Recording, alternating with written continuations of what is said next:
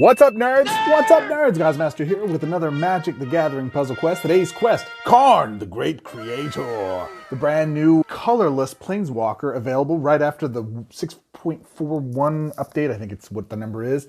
And I'm going to be giving you a full review. Is it worth the IRL cash, the cheaper cash? It's a lower price point than normal standard multicolor walkers, or tricolor walkers, I should say. Colorless walkers have always kind of been the same, but it's cheaper. So cheaper price point, but is it still worth the IRL cash? Should you wait for gold? What's my full review on it? First off, before we get into it though, as always, my appreciation and gratitude to WEBCORE. Hey WEBCORE, lean in here, come a little closer. You guys have been doing a great job. I'm not just saying that because I'm a fanboy and also because you guys are giving me a bunch of free stuff. It's truly appreciated, number one. But number two, you guys are killing it. You guys are doing a great job. I really appreciate how quickly you guys are dealing with a lot of the bugs and the issues that are going on within the game. Some of the stuff you've been fixing that has been really in the game for years.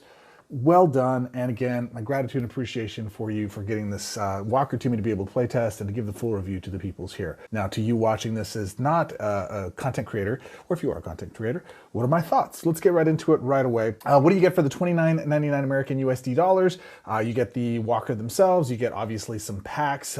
You get some pinks and some golds and all the usual stuff. I'm not going to go into it. You got it. You can see it here. It's clear. You know what you're getting. And the real question is that we're going to be answering is here. Is this better than Urza? Scion of Urza, because that's all that it comes down to. The other two previous Karn walkers have not been anywhere near in the same ballpark. Like, don't waste your money on them. Only get Karn, Scion of Urza. Is this one better? Question mark. All right, so let's go over these side by side and see which one works out best. So starting off with the Great Creator, he has 123 life. Karn, Scion of Urza has 120 life. So this one's slightly better. It's pretty good, pretty good. All right, talking about the first abilities though, it's really all about the loyalty abilities because they all have the same mana bonuses, and the way that we improve their mana bonuses is really what's important here. So number one, 7 loyalty for Creator's Engine. Fetch the first artifact card from your library. Doesn't matter what it is. You do have to have an artifact in your library. Your colored mana bonuses are then increased by 2. Each of your mana bonuses can't be raised by the ability more than 3 times per turn. So now, the downside to Karn Scion of Urza is that whatever the colors are of the card that you fetch are what your mana bonuses are. So anytime I would see a 5-color card, I get excited for Scion because I'm going to throw that card in my deck and I'm going to be fetching that. The challenge is, and there's plenty of 3-color cards and 5-color cards, so it's kind of a moot point. You're going to get the mana bonuses that you want. This doesn't require any of that. The plus side to Scion is that it only costs 4 loyalty to run, and I can fetch whatever card that I want from the top of my deck. It exiles the other ones. It doesn't destroy them, but it does allow me to fetch that card so that I can have it in hand. So if I need removal, if I need something special, I can do that. Now, the trick with Creator is if I focus on just one powerful artifact in the deck, then I'm guaranteed to fetch that one card while I do it. It's kind of half one, dozen of the other. I gotta admit to you guys, clicking this thing 3 times in a row early game, it feels a lot more powerful than having to try to select which cards you want to get. I gotta give the edge to this one, to the Great Creator. The second one is Assemble Machines, which is 7 loyalty. Create a construct token, and that creature gets +X/+X, gains a hexproof and defender. X is the number of artifact cards you control, including the reinforcements. So this is one of those things where I don't like about certain walkers, where they have to be a specific type of creature or card in play, or a certain element required ability. So this forces you to build around artifacts in some way. Now, the plus side is right now in standard, and for the next couple of years, we're gonna have a lot of artifacts available. Just Chat Gnome, right? Like that's just Chat Bros and Gnome. Those are just gonna be in standard for the next 3 years. It's gonna be insane. Because of that, we have plenty of artifacts that we can be triggering off of this. So it's not really that big of an issue, and it should actually give us something to play with if we decide to build around that. I'm gonna show you another alternate build for that here in just a second. However, what's important to note here is that this one with Assemble Machines, it's a 1/1 creature, and so you get that, and he does have Defender, Hexproof, and Defender, right? That's what it gives him. So you can't be targeted directly, but there's plenty of untargeted removal, there's plenty of board wipes, there's plenty of ways to get around that. It's not that hard to remove certain creatures. Whereas Urza, or Scion of Urza, his secondary ability is pick one of the first 3 different cards from your exile, and it gains 6 mana. So you get a little bit of mana. It costs 8, so this is actually a little bit more expensive than the other ability. And you know, frankly, both of them stink. I never use them really. I use great creators a little bit more, I think, when I have room on the board, but if I'm dominating and I'm winning more, it's not really that big of an issue. It's really about the thirds for both of these. Argentum's Might, 15 mana. Our Loyalty, reinforce all artifact creatures you control. Then your artifact creatures get +X/+X and gain trample. X is the number of artifact cards you are controlling, including their reinforcements. So if I have a ton of tokens and whatnot, that's something that can go, and it is artifacts, so that does work. But man, do I love Urza, Scion of Urza's third, Karn's major construct token. While you control 3 or more supports, this creature gains prevent damage. You get a 12/12 construct. It's ridiculously strong. At the end of your turn, if you control 2 or more supports, which you should, support you control gains 2 shield. Then the first support from your graveyard to your hand, and it gains 10 mana. It's just very, very powerful. I got to give the edge there to Urza. I like that token much better than the token you get with the second ability. And the third ability is, if you're playing artifact creatures, relevant to there. Everything else is pretty much the same. Is it, what is it in functional gameplay right now? Take a look at our deck. So this is my Peasant Gnome build. Tinker's Tote. So we're going after gnomes. Note, if you want to build a gnome deck, it's important you're recognizing the difference between a gnome and a gnome soldier. They are two different things. They don't stack. One doesn't have leader to absorb the other ones. Lame, WEBCORE, we missed an opportunity there. Could have done something to actually allow us to do it. Because again, remember guys, we only have 3 slots on the board. So if you're gonna have us play with gnomes and gnome tokens, they gotta work functional together. Threefold Thunderhulk is a good card. I'll go into it here in just a minute when we're playing. Spelunking, you like Spelunking. Kellen, Daring Traveler. I like this card. Nalthazar wasn't very high on it. He's like, I know what it's doing, but it's for its backside. I love Kellen's backside. Hey now. Create X map tokens. X is the number of artifact supports you control, including the reinforcements. So whatever I have on the board, I'm essentially doubling them with map tokens. And I love map tokens. The front side creature is just somebody to take a spot on the board. You'll see why here in a minute.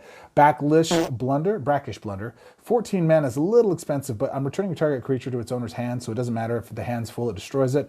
If that's cards base power is 5 or more, which most are, Phyrexian Vindicator, create 2 map tokens. So again, churning that out. Discover twice, and then for 4, and then 4 gold tokens on the board with Hit the Motherlode. That's good.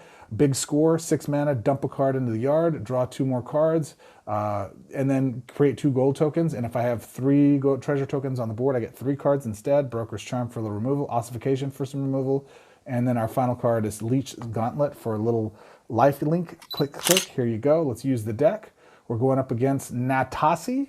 Piloting, it's all Galta. The standard is Galta meta right now. The meta is just Galta. Let's go. So we've got, you like big score and some ossification. Let's hold that down.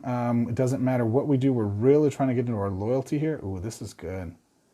Let's get into that. Drop, drop, drip, drip. You like ossification? Hit the motherlode. Let's go. Let's go. Shuffler is not fine, my friends. It is not fine.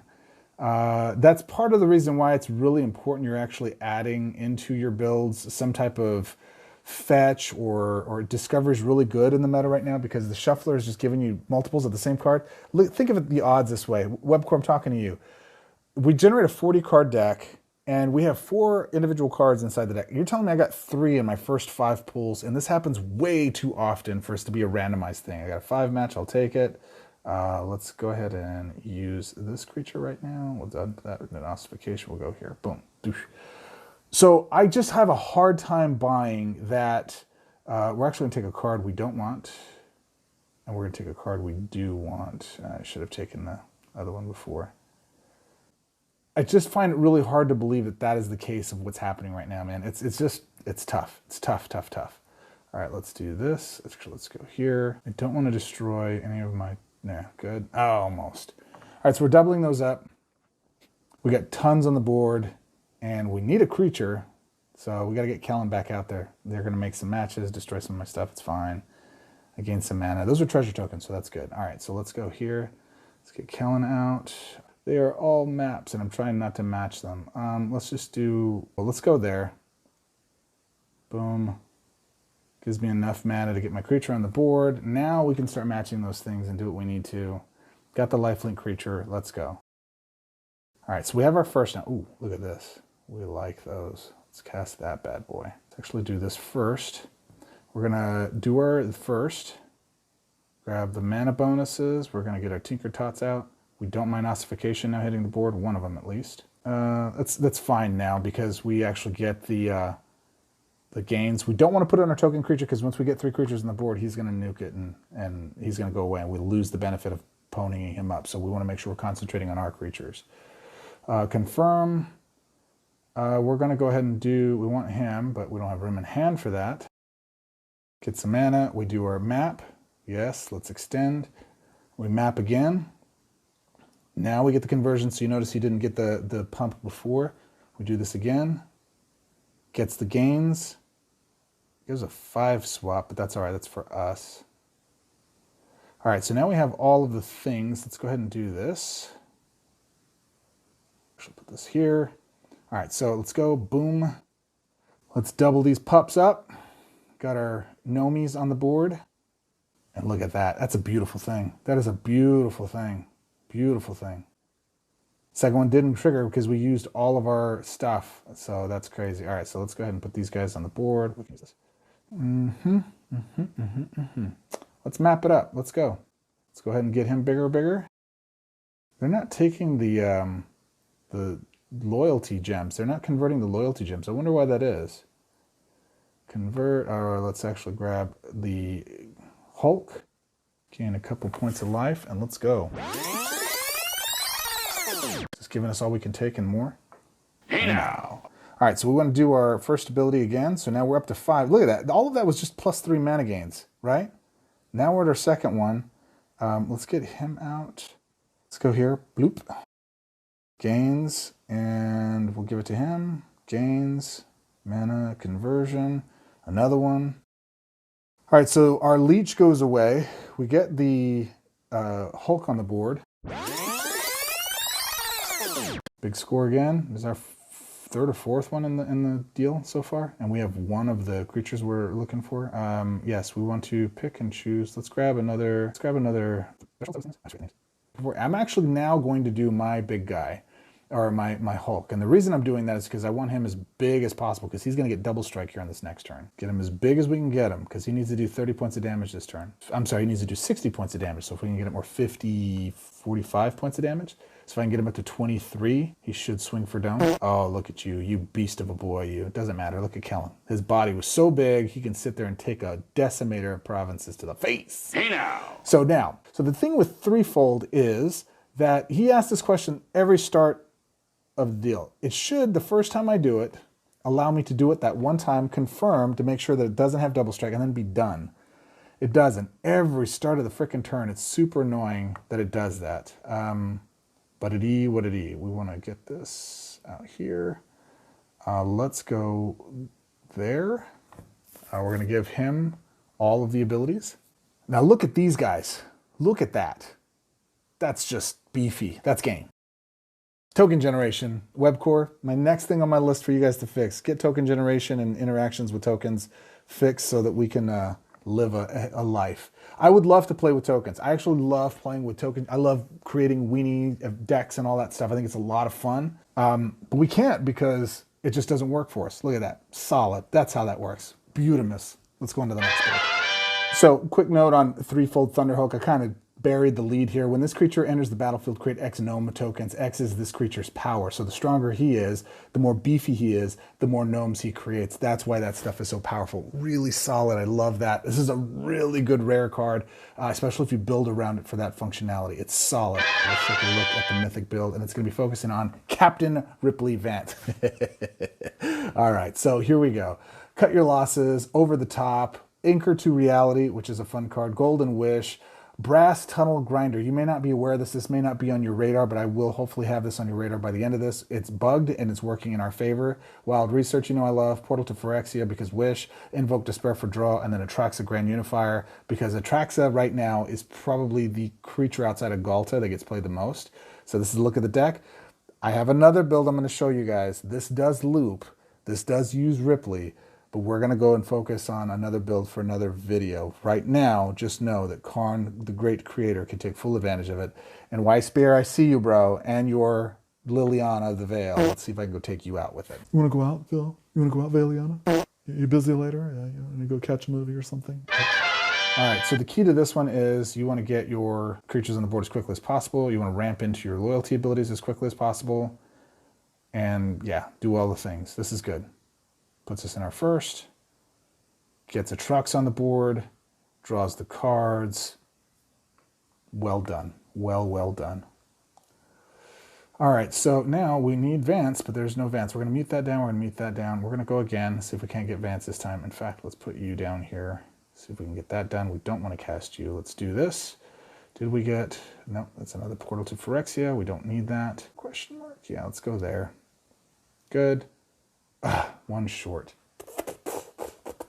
One short.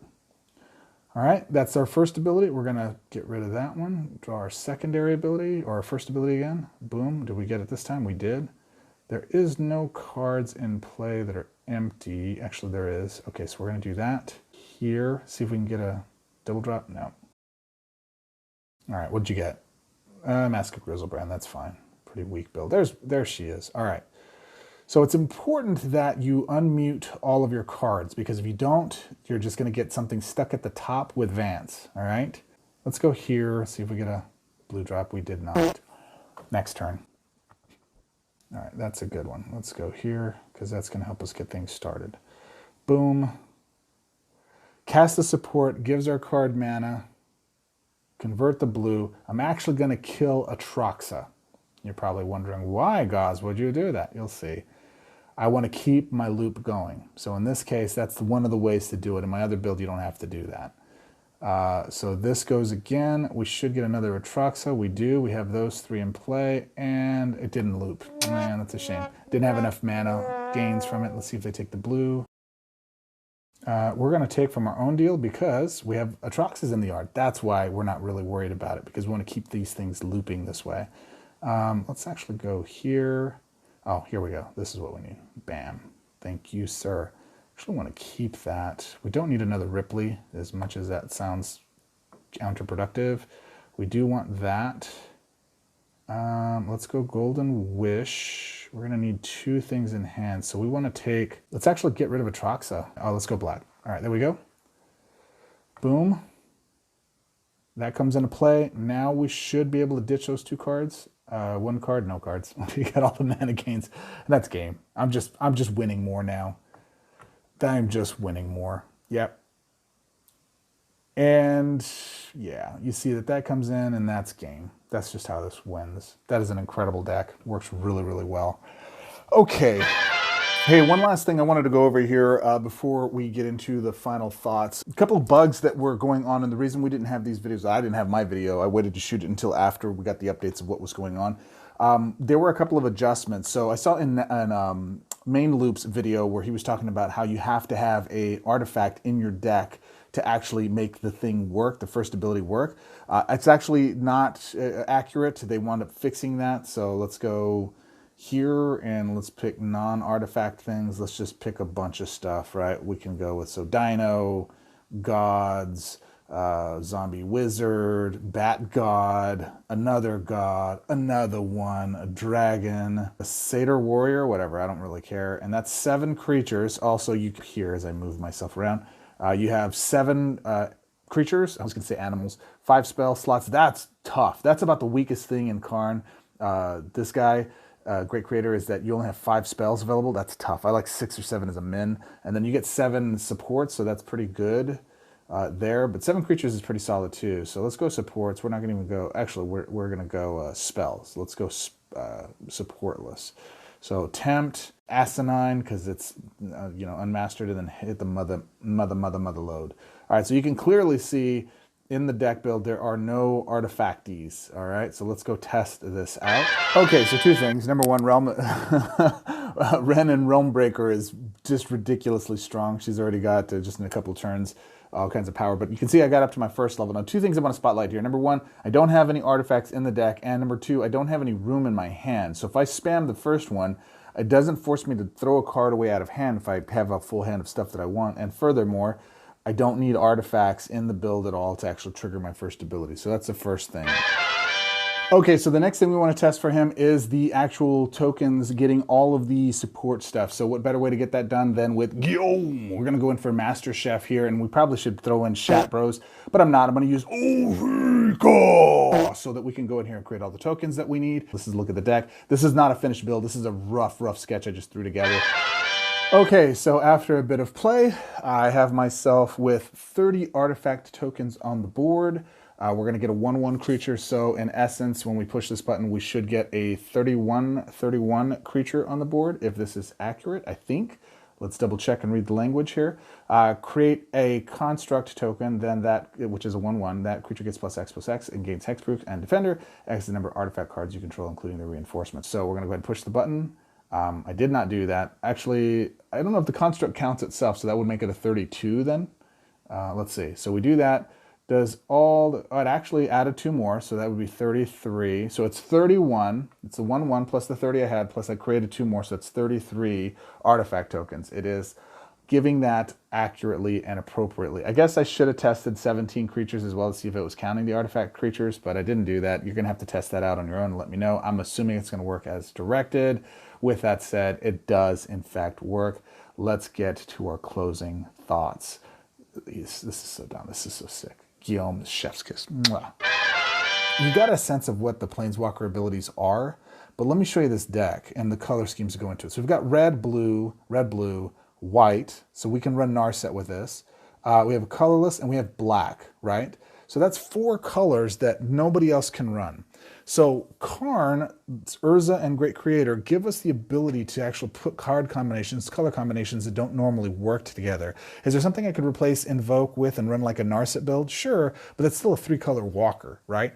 See, one of the things that I like to do is I'm breaking this card. I'm finding multiple ways to be able to use this card and to break it. So what I do when I'm testing out new decks is that I'll take this card, I'll start it, and then I'll say, okay, I want cards that focus on support casting, right? So then I'll go to everything that casts supports over the top as a good example, or Anchor to Reality, right? I go destroy an artifact and I go pull another artifact and I add it to the board. I could run Gnome in here and Shat Bros to be able to put those in there. That's pretty dominant control. It allows me to be able to put all those color combinations together first. And then I say, okay, this is the deck that actually works well together. And in doing so, now I can actually start to put together and think what color matches for Walker are optimized for this. So it tells me which Walkers are available. And then I start to evaluate which Walkers have the best synergy with that play style. This is the way I brew. This is the way I go to the lab and I start putting things together that work really, really well. The real big advantage that I have to Urza, Scion of Urza, is that I get to actually fetch this card. So I get to fetch that card, pick any one of the first 3 cards of your library, fetch that card. The other 2 go into exile. So that in and of itself for brewing is a little bit better, right? However, once I've refined a build and I find that there's something I have, like in this build where it's a 4-color build and it's optimized, guess who's going to run it? This guy, because I'm going to get my mana gains faster to be able to lean into those for those conversions than I would anywhere else. I tell you all of that so I can say this: who's better, Urza or Creator? I gotta be honest with you, man. I'm finding myself playing with Creator more than I am Urza in my brewing. And it's because I can get into those mana gains a lot faster. Which is more important? Fetching a card, or getting my mana gains up so high that I can actually crush the board with any color? And I gotta tell you, with as many great cards as there are in Standard right now, I'm leaning more towards the mana conversion. Yeah, I actually think I like Karn the Great Creator's first ability, and thus I like it so much, I think it's better than Urza. Yeah, this is an S-tier walker for me. Is it worth the IRL cash, especially at the discounted price? Yeah, man. Yeah, I mean, it's not even close. It's not even close. It's very, very good, well worth it if that's something you want to support the game with and you have the IRL cash to do it. I've already seen a ton of people playing with him. They didn't wait. They jumped on him as soon as he was announced and came out. I have a feeling the same thing's going to happen for Windgrace as well. People are just going to jump all over that one just for the color combinations. And I'm not really impressed with his loyalty abilities, but it doesn't even matter because the color combinations it gives you, and you're able to enter those into events. Now, the downside to a colorless walker is, as you know, or if you're a new player, before you get them, you're not able to use Karn in all colored events. Some will have color restrictions, so they'll have 3 colors available, and you'll have a deck together that has like 4 or 5 colors in it, and then you'll go in there and see that your deck's not eligible, and you have to take certain colors out, because Karn is limited to whatever that node's color is. So if it's a red node, all you can play are with red cards. If it's a green node, all you can play are green cards, etc. If it's a 5-color node, then you can use Karn or Urza in any way you like, and any build will work with it. Does that make sense? So note that. As powerful as I think the colorless walkers are, well, specifically Karn, Creator, and Urza, They are both phenomenal, and I use them all the time. I argue the best mono walker in the game is Karn, the Great Creator / Scion of Urza, because they can fetch and do things that others can't, and they get better mana bonuses when it's all said and done in those color schemes. But I think this is the new best mono walker, color walker, and the best colorless walker now. Oh, I really feel goofy saying that, but it's hard to refute. This is a solid walker. And if you got the cash, you go after it. It's an S tier walker for sure, simply because of the flexibility it provides you. The only time it would be down is when it's not a 5-color node. If it's a 5-color node, he's an S tier walker all day long. Easy with what cards are in standard. If it's a 1-color node, and you have a tricolor walker, that's going to be much better than this in those situations. So there you go, my friends. What do you think? Did you pick him up already? I know most of you did, because he's badass. He's great. Thank you, WEBCORE, for letting me play with this in advance. It was a lot of fun testing. And that said, what are your final thoughts? Did you pick him up? What deck are you using to break him? What color combinations are you spacing that haven't really been allowed inside of the meta right now that you're just abusing? Galta, Atraxa, all of the regular green stuff that's happening right now, plus the black control and domination that you want. You want ambiguity along with all that stuff? Blech. Disgusting. What's your best 5-color build, 4-color build? Chime in the comments below. And if you're not in the Discord, get in the Discord, dude. What are you doing? Come on, man. What are you doing? We've got the best players in the game hanging out in a neutral environment. We're not going to cross-recruit you, none of that shenanigans. It's a safe space. We'll protect you. I will hold you. We'll give you a good place to be able to test out your decks, get some feedback. And some of the best players in the game are in there just sharing all of their knowledge just willy-nilly, because they're just generous SOBs, and you should be in there. It's amazing. It's a fun spot.